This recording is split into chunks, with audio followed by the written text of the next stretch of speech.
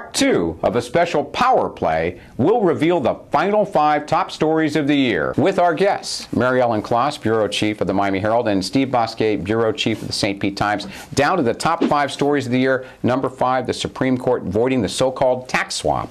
Yes, the Tax and Budget Reform Commission was going to offer voters an opportunity to vote on whether they want to eliminate property taxes that pay for schools or raise revenues, such as the sales tax. The Supreme Court said they didn't prepare the language correctly and threw it off. Voters never got that chance. Is the real shock that there was such bad lawyering in putting the amendment on the ballot? It was a little bit misleading. It was rushed through, and it was really the last stand of a guy named John McKay, from Bradenton, the former Senate president who has been pushing to overhaul the tax structure, says the tax structure is obsolete. He's been working on it for 6 years. Big disappointment for him. Okay, number 4, Tampa Bay Rays, worst to the World Series. Incredible. Yeah, that's not easy to do. And this is a laughingstock franchise, and they had, by the end of the season, Ron, they were packing him in at Tropicana Field.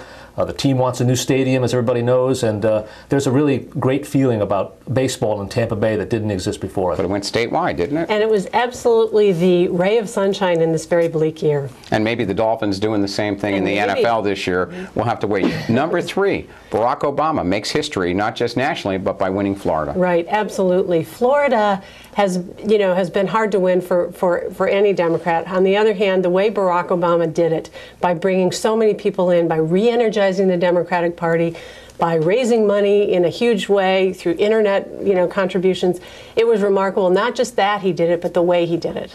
And Steve, his campaign manager? Oh, Steve Shale can probably write his own ticket, I think, somewhere in Washington. But you got to think back. Remember that Barack Obama had blown off the state early in 2008, only to come back with this monumental organization. Well, the darkest clouds we've ever seen gather and stay, hovering not only the state capitol but the whole state, and it's the budget, the state's budget deficit.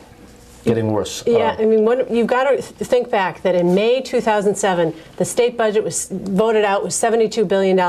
In May 2009, the budget is likely to be $60 billion.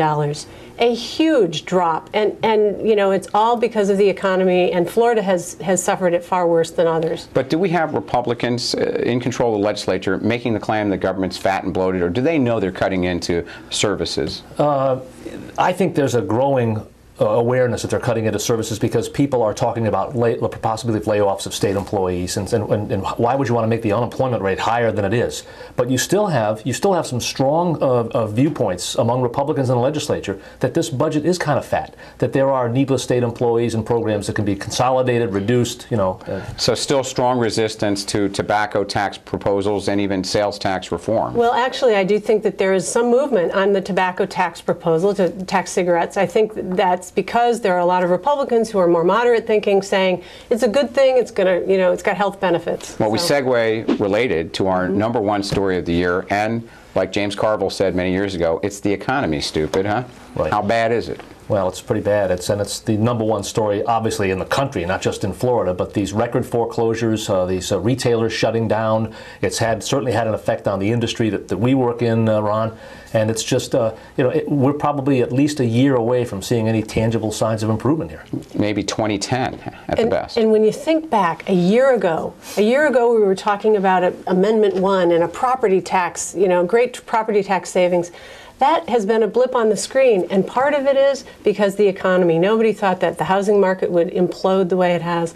It's just been a crumbling. And there's no end in sight, which is terrible. Well, let's go to our respective power plays, not of the week, but of the entire year 2008. Well, I think you have to start and end with President-elect Barack Obama, a guy who had, as indicated, he was initially not campaigning. He was part of that Democratic boycott. He motivates young voters like we've never seen before. He turns the state purple. And he basically redoes the political landscape in Florida. Mary Ellen, yours? Well, I have to agree with that. But I think second is something that I think, if it holds, I think Charlie Crist's proposal to buy out U.S. sugar and to have, to me, it was bold, it was courageous. I'm not sure it's going to hold. But if it does, it's remarkable. And I'm going to take a personal privilege here. My own would be the incredible popularity still halfway through his first term, no matter how tough things are for Governor Charlie Crist, trumping what we've we've ever seen for a predecessor.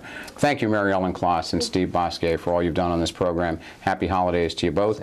For the latest political news, please go to the Safety Review, and we'll see you next year on Power Play.